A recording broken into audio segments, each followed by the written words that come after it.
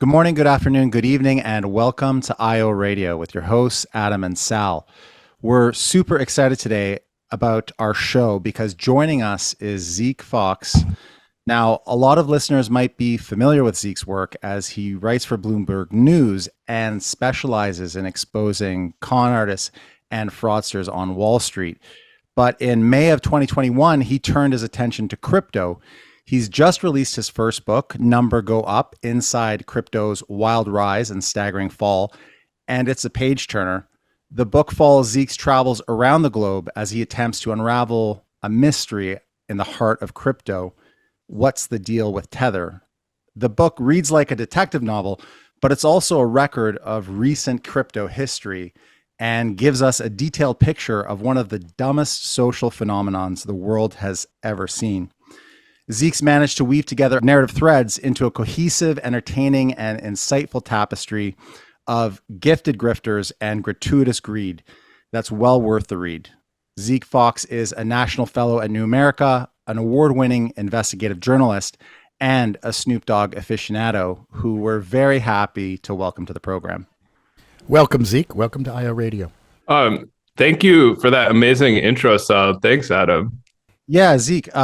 I just wanted to start. I really enjoyed the book, and I noticed that you've been a Bloomberg investigative journalist since 2010. I was really curious how you got into that. What prompted you to want to investigate scams and con artists? I've always been, when I started at Bloomberg, I had a more normal job. I was writing about things like interest rates going up today, or like even more specific things like interest rates on double B bonds goes up more than interest rates on single A bonds. And like, this wasn't what I got into journalism to do. I always loved reading like crazy, true nonfiction stories. Like some of my favorites are David Grann's Lost City of C or John Krakauer, Into Thin Air, Ben Mesrich, Bring Down the House, like the MIT Blackjack book. I think there's something I just love about people who break the rules. I mean, so many of us, myself included, we just sort of go through life doing normal things, basically following all the rules, you know, going to school, going to college and getting a job. And there's something fascinating to me about people who don't do that and who just say, hey, what if like, oh, I think I found this great loophole and maybe I could be this new kind of loan shark, or I could run a penny stock scam, or I could be a crooked FBI informant. And so it was tricky to make the jump from interest rates to writing cool stories, but I kind of worked my way up. And whenever I met someone who was involved in the shady side of finance, I'd always, I genuinely was fascinated by their stories.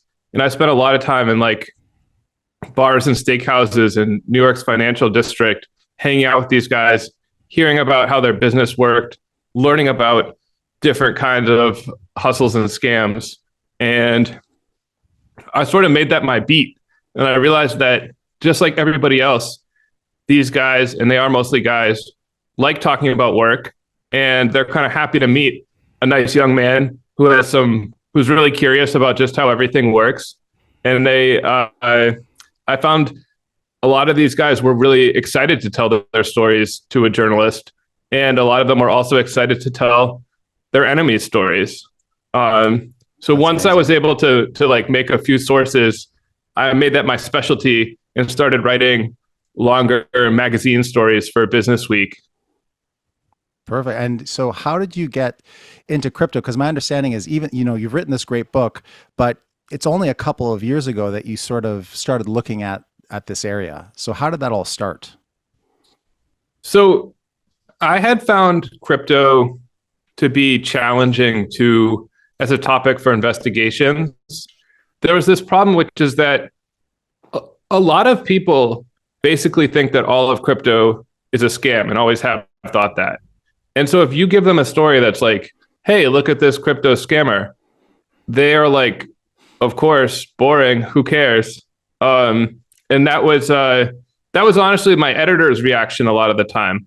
And I just felt like so many of these crypto coins there wasn't really anything to investigate. Like if we go back to the 2017 bubble, there was a famous one called DentaCoin, and it was a initial coin offering of a new coin for dentists. It was going to be like a dentist blockchain, and they raised like a couple $1,000,000, and for a while DentaCoin did pretty well.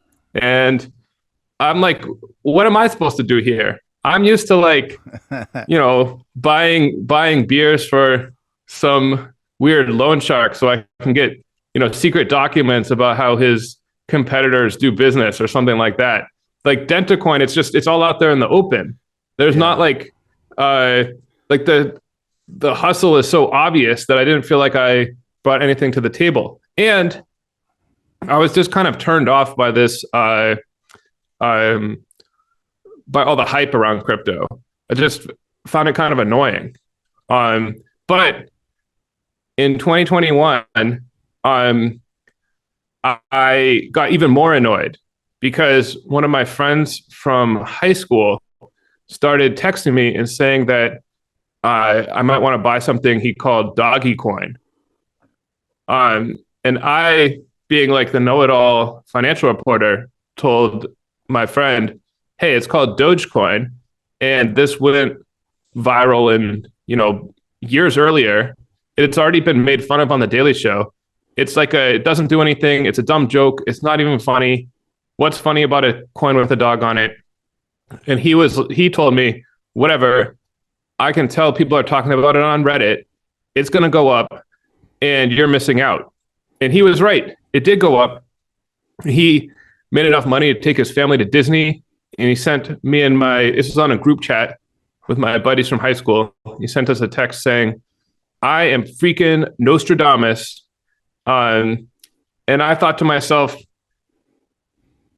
look, enjoy your trip to Disneyland. I don't even want to go there. That doesn't bother me. But what does bother me is I like being right. And I'm convinced that, there is nothing behind this Dogecoin. And so we can thank Jay for the book. Well, what's interesting? Pretty much. What's interesting about this, right, is your buddy Jay, who sent you that notice. I made X amount of money, so he sent his family to Disney.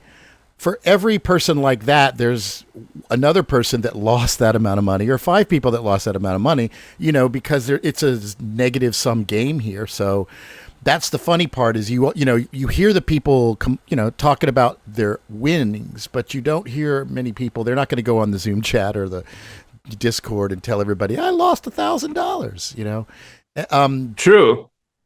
And I mean, when someone tells you like I just made 20 grand, or I had other neighbors that had made big scores on Bitcoin and Ethereum, and I'm sitting there thinking, okay, I know I don't think this is a smart investment, but I sure wish I made 100 grand. Like I'm not immune from this feeling. Now, as a reporter, I do not trade. So it's sort of like a hypothetical jealousy. I was not going to do it anyway, but I'm still just sitting there thinking, how am I? Surely I started hearing just about such huge sums of money being made. And I'm thinking like, this can't be all there is to it. Like there's gotta be something there. I'm going to investigate and figure out why are all these coins going up and up and up.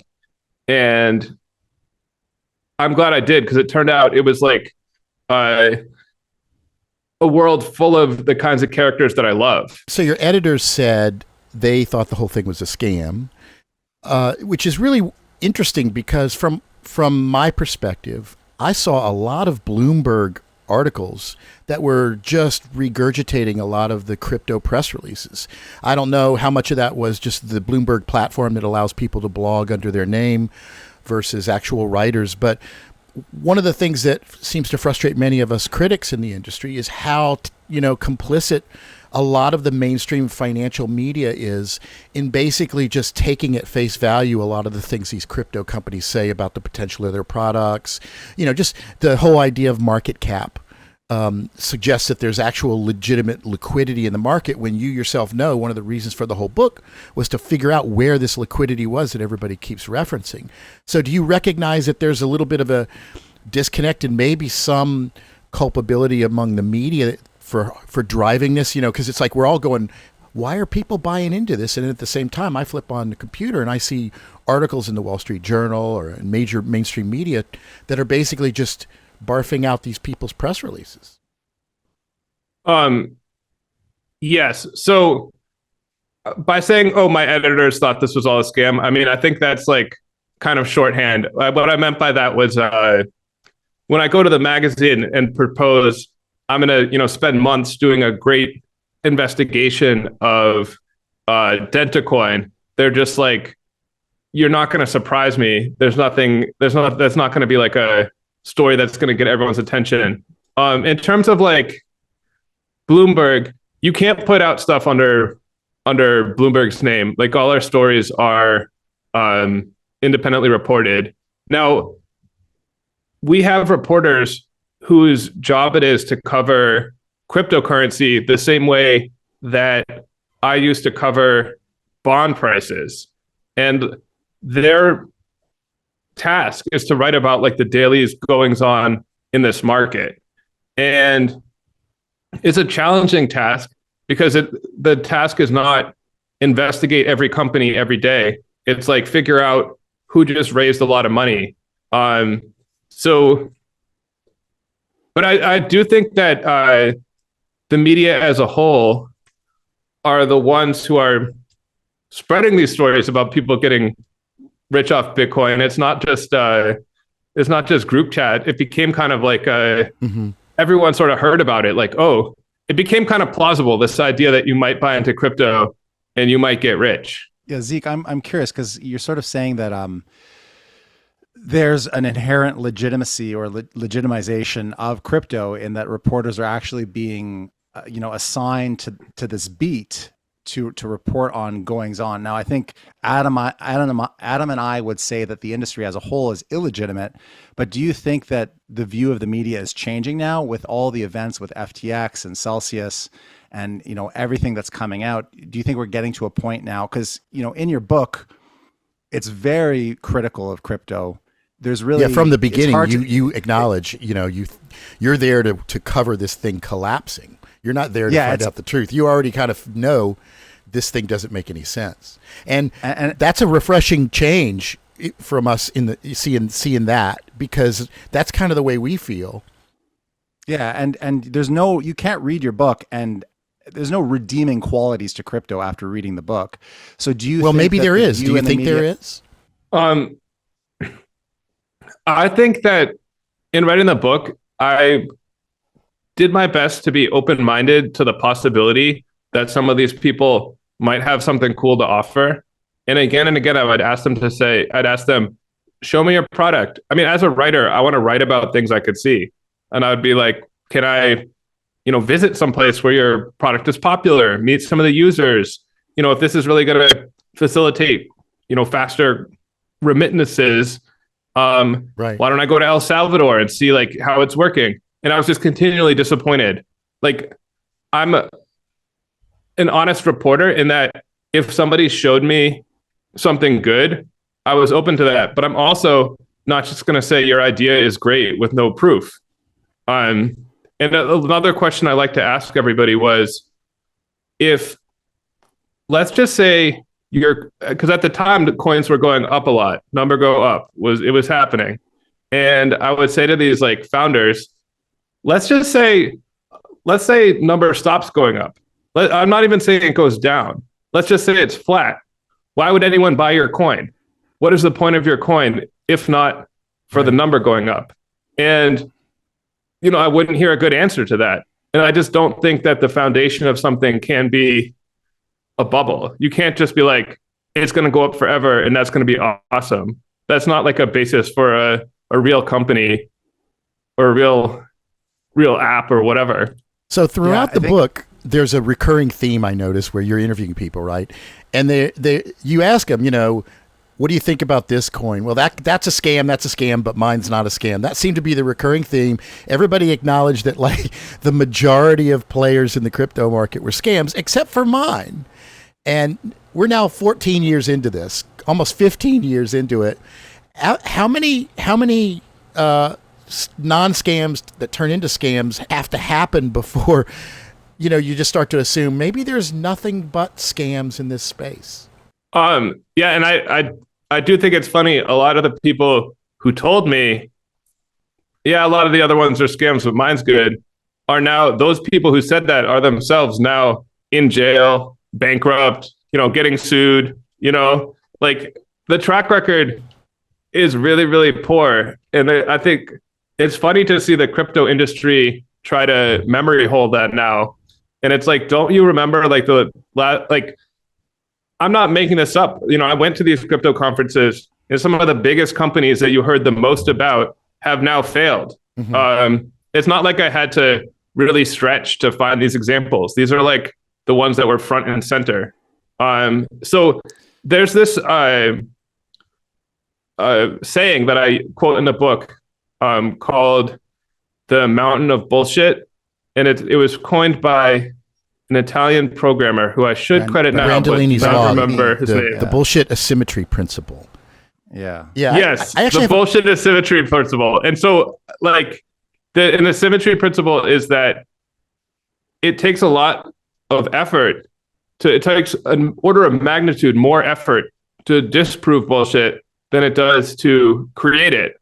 So if somebody says, hey, my new coin, Zenus X is the future of finance, it's very easy to say that, but it's actually kind of hard to prove with certainty that is not true. That's a good point, and I'm glad you brought that up, because this is definitely something I wanted to ask you about. This bullshit asymmetry principle, also known as Brandolinis Law, that, as you say, it takes exponentially more resources to debunk a claim than it does to introduce it. And I agree with that, but I also think there's a flaw to that premise, which is that's based on the assumption that you take at face value what somebody initially tells you, right? You accept it as a statement of fact, and then the onus is on you to debunk it. But I would flip it around and say, for example, Tether is a great example. If Tether says they're 1-to-1 backed with US dollars, obviously, if you believe they're saying that, then there's a huge amount of burden on you to prove them wrong. When in reality, as soon as they say that, you should say, well, where's your dollars? And if they say, we can't tell you, then you should just dismiss it. There's no need to have to disprove it, because that which could be submitted without evidence can also be dismissed without evidence. So I think this is sort of getting to some of the stuff you were saying earlier about journalism. Like, as journalists, we, in general, you saw this come up with Trump.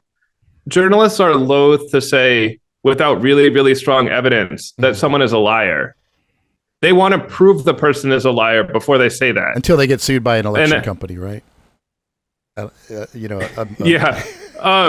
Yeah. So, and so, like, as an investigative reporter, I can't go the way that an investigative reporter traditionally does things is to act like we have to prove that we are right.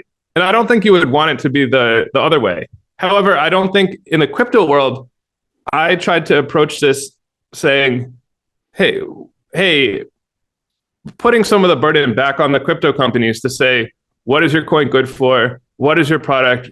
Does anybody use it? Can I see? Because there should be some burden on them to show that their claims are true, that their products are good. Yeah. So for our listeners, there's a great line in the book. You say, or you write, the technology was as old as WhatsApp or Uber, which had long since wormed their way into our everyday lives so thoroughly that their names had become verbs. But no one had invented a mainstream use for cryptocurrency. So do you think that the media's view is going to change to where they don't view this industry as legitimate? They view it as sort of bullshit by default? It's kind of, I'm not really sure. And I don't know if I'm the best, being like in the media, I don't know if I'm the best media pundit. But what I will say is that I've been talking a lot in interviews about the upcoming trial of Sam Bankman-Fried. And a question that people ask is, what does this mean for crypto? And I'm like, this doesn't really mean much for crypto. I don't know if you know this, but crypto collapsed. Like, this was not the only company that failed. Like, all the companies failed. It's a bad question. My book is called Inside Crypto's Wild Rise and Staggering Fall, because it fell. It's over. And Amazon filed it. And Amazon made it an editor's pick in history, which I thought was very appropriate. I feel I feel lucky that I was there to chronicle this insane mania. And I really do not think that we will see anything like this again. But not because of the FTX trial, just because of like the total collapse of so many of the biggest companies and coins in the industry. Well, you got involved in this from the very beginning to find out what was going on with Tether, right? And Tether has not collapsed yet. So is this story, do you think it's just going to fizzle out? That seems to be kind of the one narrative that was never fully resolved. What's your take on that? Why hasn't it collapsed?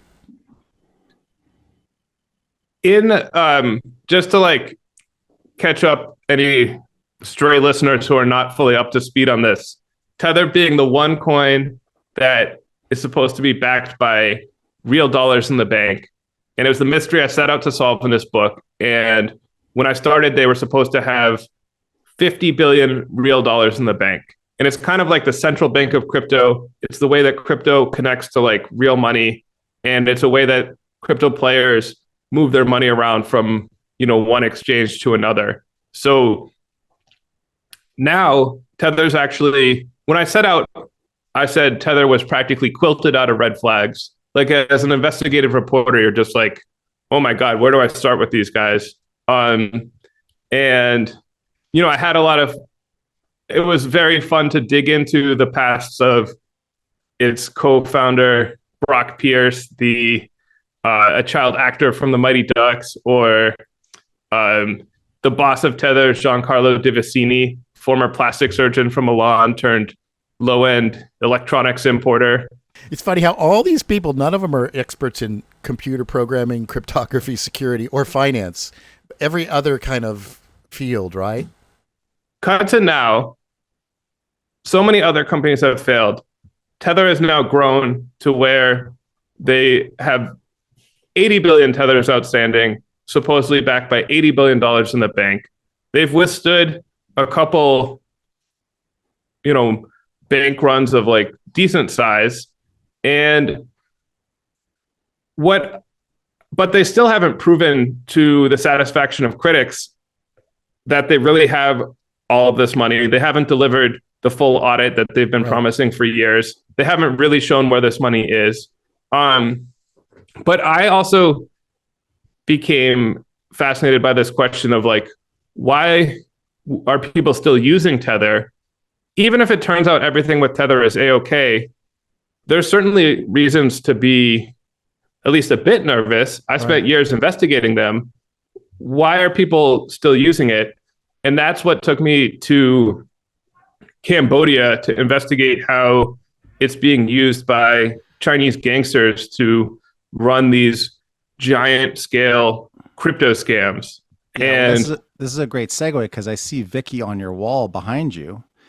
And yes.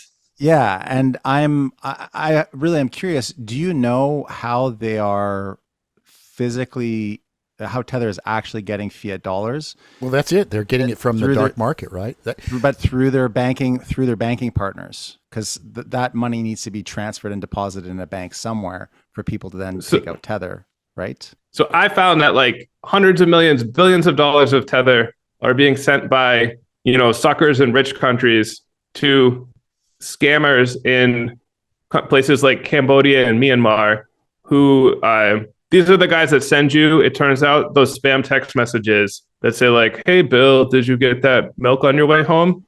And they lure people into crypto scams. They ask them almost without fail to send Tether. And the workers themselves are often like victims of human trafficking who've been tricked into coming to like Cambodia or Myanmar and forced to run these scams by gangsters. And I even talked to a Taiwanese police officer who said that some of these gangsters will buy and sell the workers like from one compound to another for Tether. So you like, I think what you're getting at is like, are these people, these bad guys sending cash to Tether? Like, what is the interface between real dollars and Tether here? And there doesn't have to be a relationship between the bad guys and Tether itself.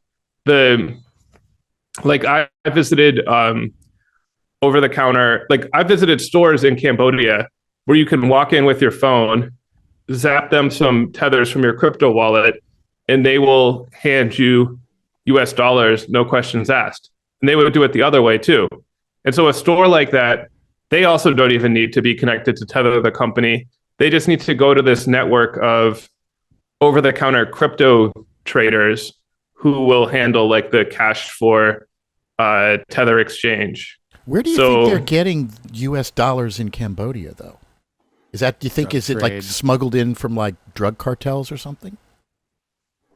Oh, well, part of it is I have no idea. I don't know if it running. I mean, but like the actual dollar bills? Yeah, I mean, you said somebody walks into a booth in Cambodia, zaps some tethers to somebody, and then they give them a stack of US dollars. Where would those dollars be coming from? Maybe it's possible to get them through like legitimate banking system. Yeah, well, like Cambodia is going to have US dollars, and you're going to be able to exchange. And this is very interesting because you said a lot of these compounds where this human trafficking and exploitation, where they're running these scams out of, where that's occurring, you were talking about there's a prominent business person who owns that land. I think you said they were a Chinese businessman who is in Cambodia. And so obviously there must be some kind of political kickback here because the authorities aren't going. Everybody knows about these compounds as far as I can see. The police, for example, in Taiwan know about it. There are, YouTubers that are doing stories about it, but these compounds are still up and running. So there must be some kind of financial connection between the government and the people who run these compounds. Yeah, the guy that you're talking about, we're talking about Chinatown, which is one of the most notorious compounds, holds thousands and thousands of people. I went there, truly like one of the grimmest, scariest places I've ever been, and spoke with people who had escaped. It seems like, I thought, even though I knew this stuff was true, it seemed kind of conspiracy-ish. And then, no, it is true. It's like as more horrible than you can imagine. And this running through the middle of Chinatown is a street named Zhu Amin Street. And that's the name of this wealthy Chinese man who owns this area. And he's actually there's a red notice was issued for his arrest by Interpol years ago. So he's technically an international fugitive, but he's operating openly in Cambodia. I saw a new headquarters for his company under construction in Phnom Penh that was going to be, if completed, I think the tallest skyscraper in the country. So clearly these guys have some political connections, and there's been little will on the government of Cambodia has made some half-hearted efforts to crack down on these compounds, but it's clear that they continue on, and it's because of the owners' political connections. So they're not going to have any trouble getting US dollars from the Cambodian banking system. That's going to be absolutely possible. I guess my question then is, if Tether is useful for money laundering, can we say that crypto has collapsed? Because as long as money laundering, crypto is useful to money launderers, and people, they're going to be able to ingest liquidity through illegal sources, through criminal activity, isn't crypto just going to continue to be this sort of burden on society? I could see, yes. I mean, I think this use of Tether shows no sign of stopping. And I also have seen little, even though Tether says that it cooperates with all law enforcement orders, they've set up this system where they don't know who's sending Tethers from wallet A to wallet be? And they've created something that's, even if they have nothing to do with this crime, they've created this system that's perfect for these criminals. Yeah. And yes, like I think they will continue to use it. But I think that's a little divorced from like the price of Cardano tokens, and that Tether is almost like its own thing that can rise and fall independently of crypto. I mean, it's kind of like the least crypto of crypto, that it's backed by dollars, always worth a dollar. But there's no evidence. It's relatively that's kind of the problem. There's no evidence of that. And so it seems to me any exchange that wants to mingle Tether with other coins is in on it, right? Since they've never submitted themselves to a formal audit, you ask yourself, why are so many people doing this? It couldn't be that they're all in on it, but that seems to be the most plausible explanation, right? When this coin is being used as a proxy for $1, but nobody has any evidence it's actually a true proxy, and they still use it. So I don't want to. You're putting me in the seat of like the Tether defender, but what I will say is that so people do send tethers back to redeem them and get US dollars in return. If they didn't, you'd hear complaints about it. You can see that there have been like little runs on Tether where people have redeemed large quantities of Tether, and had Tether actually been revealed to be broke and had not paid those people, we would have found out. So that's not proof that Tether has every single dollar, but it's certainly proof that they have some money. Yeah. And right, but you could say the same thing about Bernie Madoff or Charles Ponzi. As long as not enough people wanted their money back, the whole scheme seemed like it was legit, right? Yeah, but from the perspective of a crypto trader, you could say, hey, everybody who's ever asked for their money back has gotten it. Mm-hmm. So like, am I going to be the one who doesn't get it? And it's useful to me for like reasons X, Y, and Z. I mean, I still agree that it's kind of hard to understand, but there's evidence they have some money. They've been able to pay people out before. So you can sort of see how someone might think they'd pay them out in the future. And if they're ingesting liquidity from money launderers, then they probably have some cash. I mean, one thing though is, Tether has invested in crypto companies. They've invested in exchanges, or they've exchanged tethers.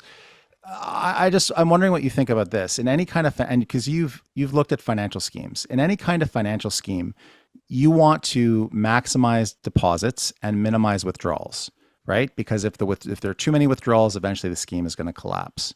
So by paying people out in Tether potentially, as opposed to real fiat dollars, these crypto scams can continue. They can go for longer. They can gain legitimacy, thereby gaining more victims.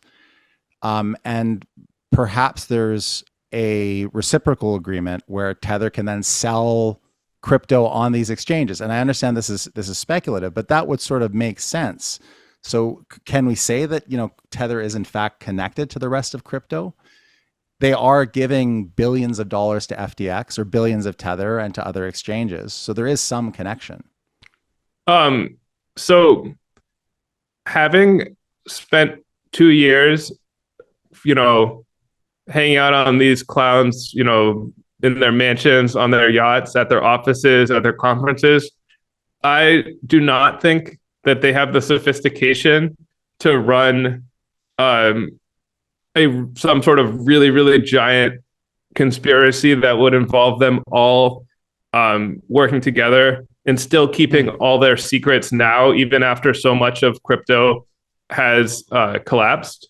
And I mean, it's also pretty amazing that Tether, typically, like if you're just talking about any sort of thing you investigate, like if somebody is doing a lot of business with sketchy people, that's a bad sign. And Tether was doing huge volumes of business with FTX, which, collapsed, founder charged with, one of the largest frauds in history. They made $1 billion Tether loan to Celsius. Yeah. I mean, and they amazingly seem to have escaped unscathed from making $1 billion Tether loan to Celsius. So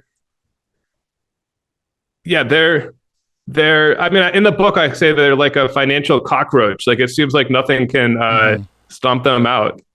I think that's the beauty of things being decentralized. It's not one entity. Although I guess if there is one entity that could take everybody else down, it's Tether. They're nuclear proof right now, it looks like. I mean, and we could have a whole conversation about Binance. Mhm. Like you're sort of saying, why don't people ask more questions about Tether? Well, it's like, okay, FTX just failed.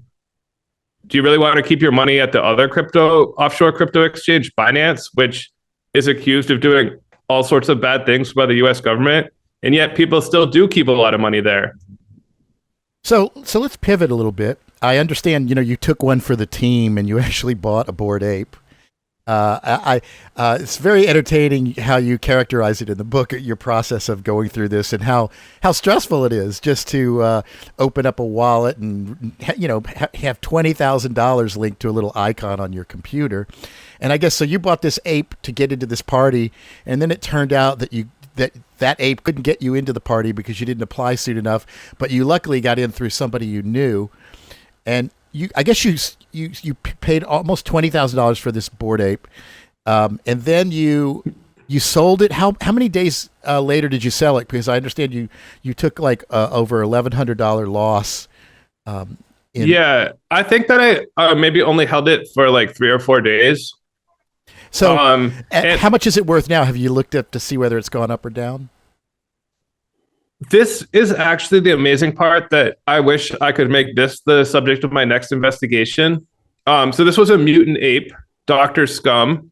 It's like a cartoon of a monkey with a sweater made of maggots. And in order to own it on the blockchain, I had to pay $20,000. The floor price for mutant apes, these still go for $7,000 or $8,000. And I'm just like, who is buying them now? Wow. But the floor price when you bought it was 20, right? Yes. So like it's down a lot, but like not that. It's still a lot. And to me, the appeal of so much of crypto, like the title's number go up, right? And I think like that was kind of the point. And like when you bought a Bored Ape, as I found, I wasn't hoping to, I had no plans to get rich off this mutant ape. I just sort of wanted to try it out and go to the party. And I found it to be very revealing just how horrible the process was of buying it.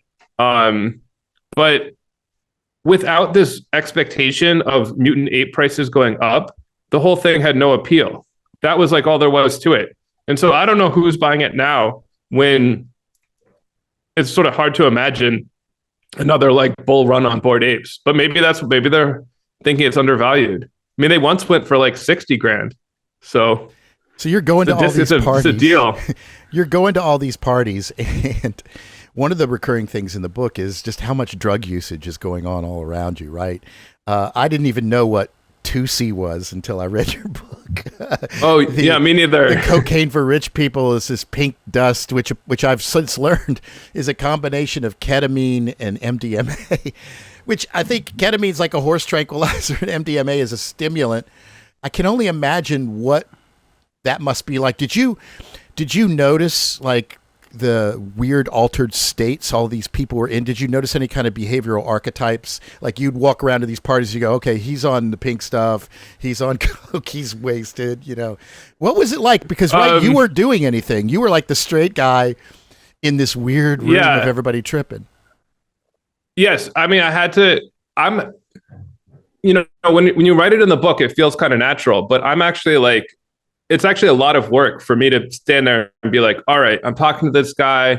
He's got like a funny blonde goatee. He's wearing cargo shorts. He scratched his ear when he said this. So there's like no way I can be stoned while I do my job. It was, especially at Ape Fest, it was kind of funny just seeing everybody sort of like standing around. And like when you talk to them, they wouldn't make any sense. And you're just like, oh, these guys are all so high. Like, that's why they'll just stand here doing like, standing around with like wearing t-shirts with stickers of apes in them. It just didn't seem very fun, but I guess they're just thrown out of your mind. It's okay. The 2C guy, that was driving, right? He was driving while he was doing it. Yeah. Well, he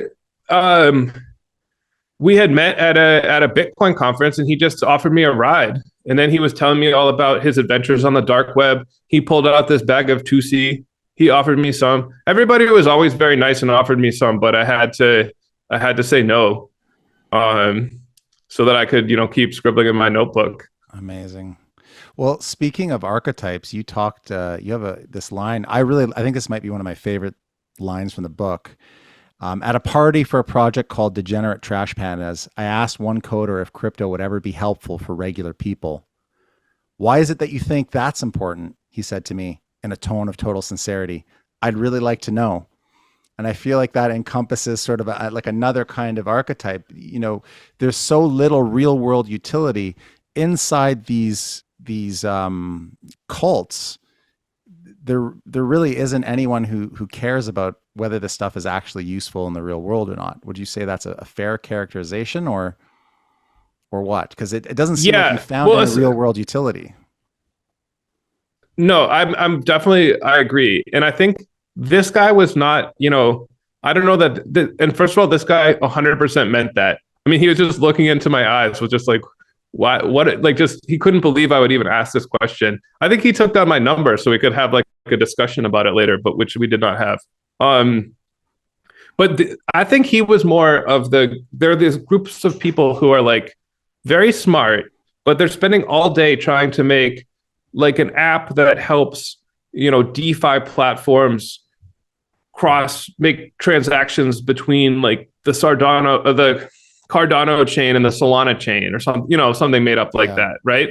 And they're like, legit, these guys might be really good programmers, really smart people, but they're so focused on that. They have not really given any thought to what is the point of all this? Why are we doing it? Why would Zeke's mom ever want to?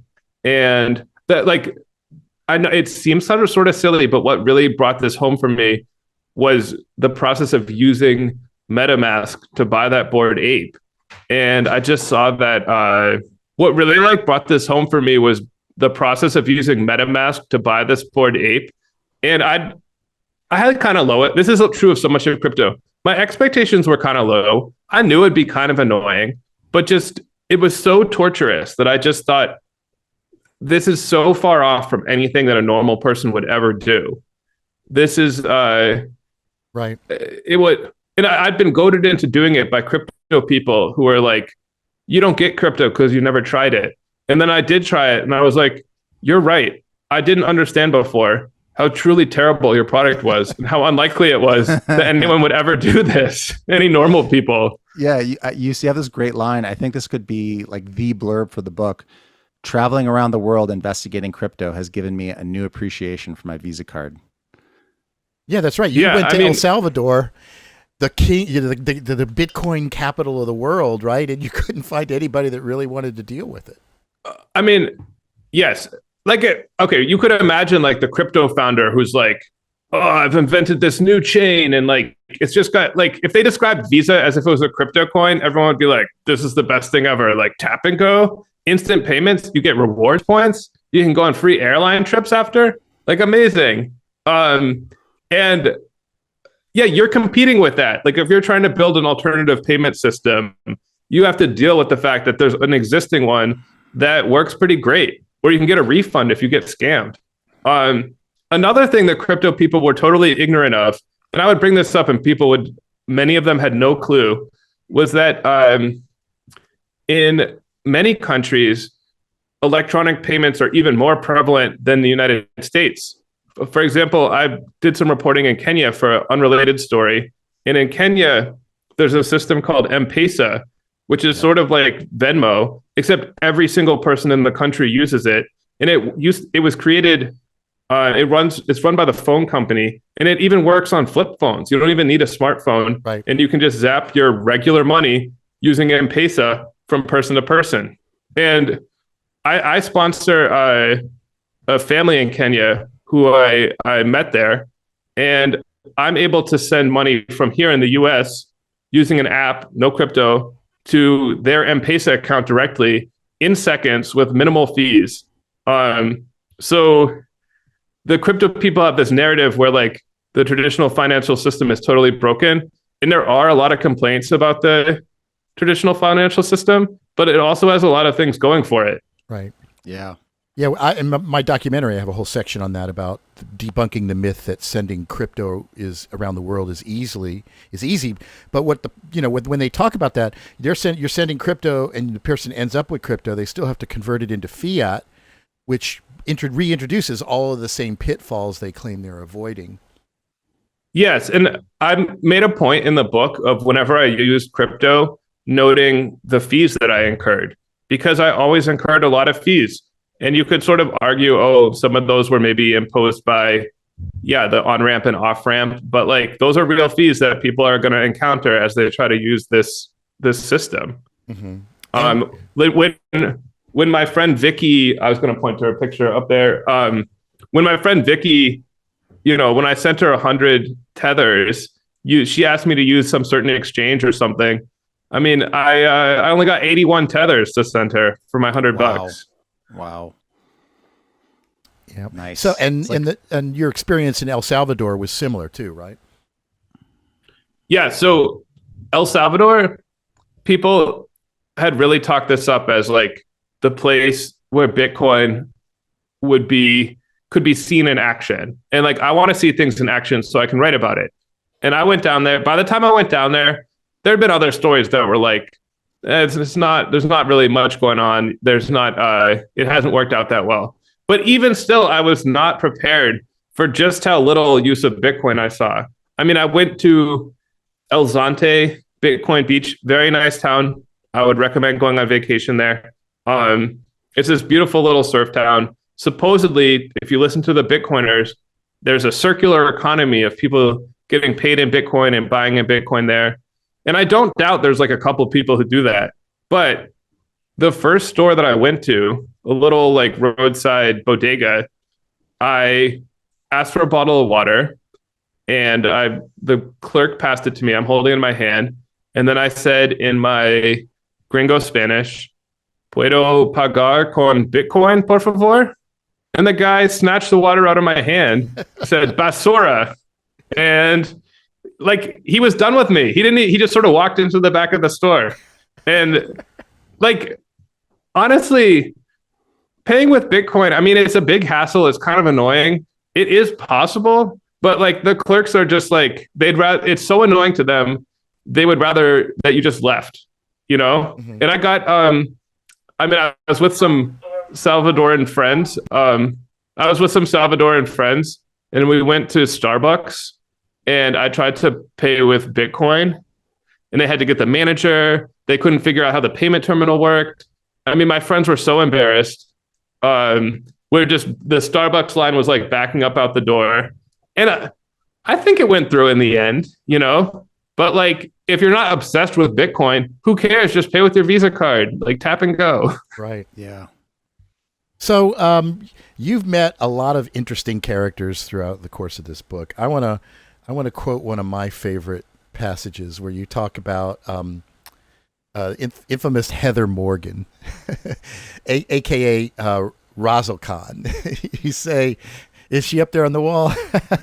You say, just under Vicky. I gotcha. As a performer, Razzle Khan was both hypersexual and aggressively unappealing. She alternated jokes about diarrhea and sex with boasts about her edgy business practices.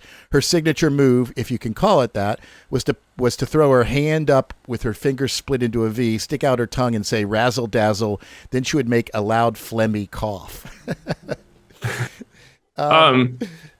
So give us your impression. I'll throw some names at you, and you can just tell me, did you get a chance? You got a chance to meet her?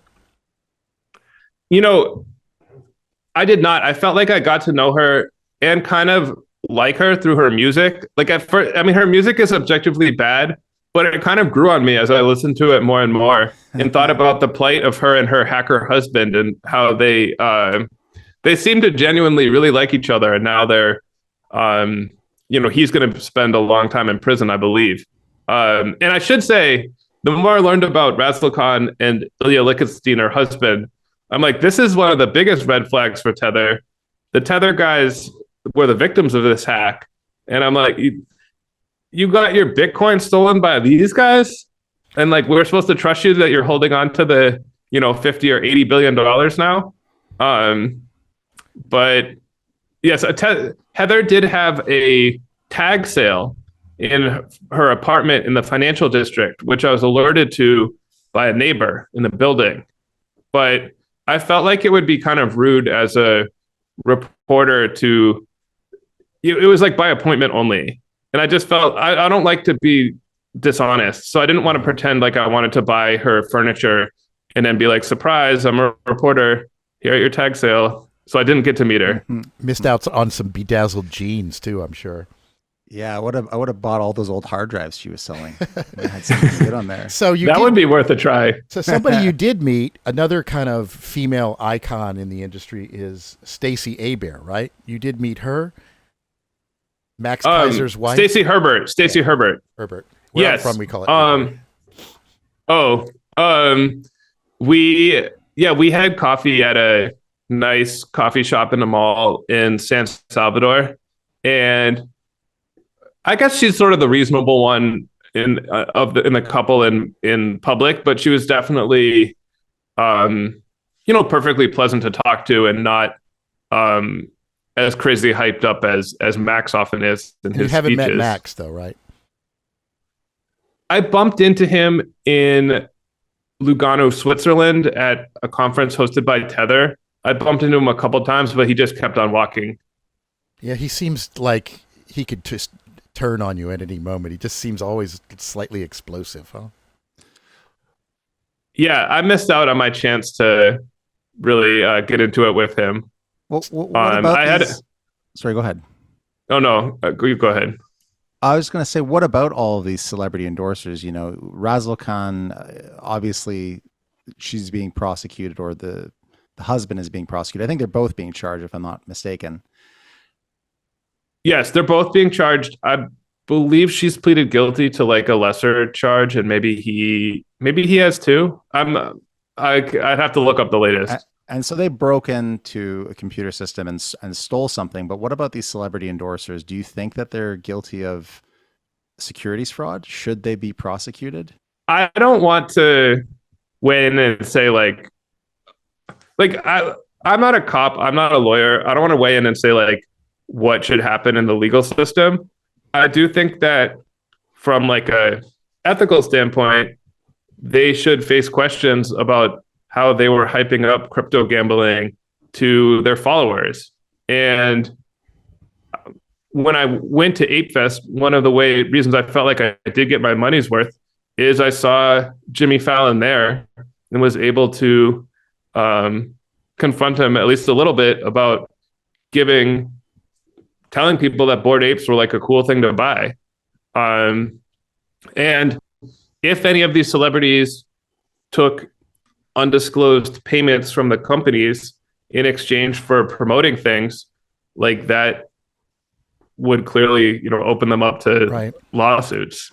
Well, we'll put in a good word with Gary Gensler for Snoop Dogg, just in case you're worried. Yeah, well, that's the one I really want to know about, because he performed a song at Ape Fest that, like, the chorus was like, Dogecoin is for losers, buy ApeCoin. Like, it was a whole song. And I don't think ever released publicly. And I mean, I don't know how you say that's not investment advice. It was like explicitly investment advice. And maybe he said in the verse and I didn't hear it, like, disclaimer, Yuga Labs gave me 1 million ape coins to sing this song. But like maybe the I want to know singers? the truth of how that happened.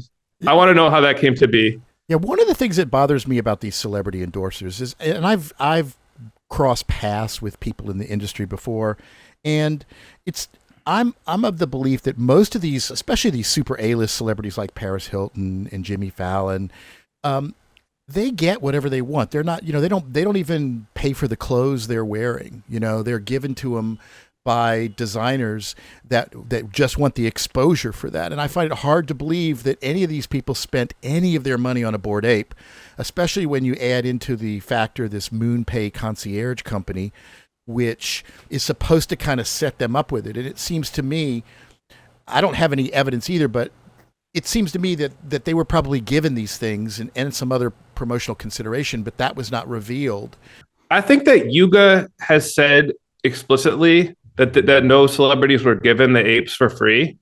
And in my experience, like mainstream companies do not tend to. I mean, I'm sure we could think of a million counterexamples, but given it's like a controversial subject that's already the subject of some litigation, I kind of think they would just keep their mouth shut rather than say something that wasn't true about it.